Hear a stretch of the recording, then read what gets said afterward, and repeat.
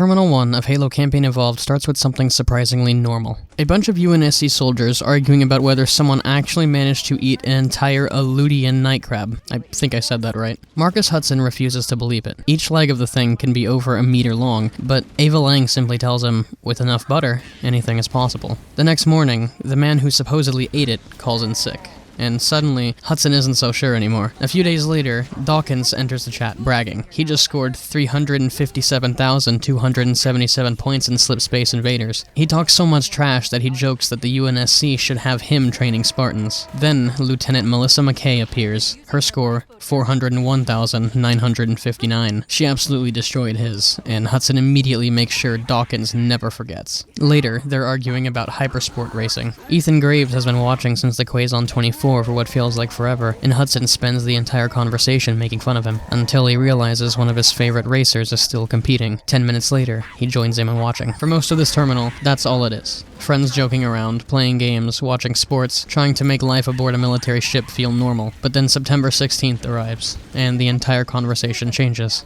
Hudson asks Ava if she's heard anything from her family. She hasn't. Then Victor Ramos speaks up. He says that while he watched Reach burn, all he could think about was his home on Tribute. Every building he watched collapse on Reach reminded him that somewhere back home, the exact same thing was probably happening. The Covenant had reached his world too, and eventually, Ramos says, "They burned everything that I had." And Hudson answers, "Not everything, brother." And that's where the terminal ends.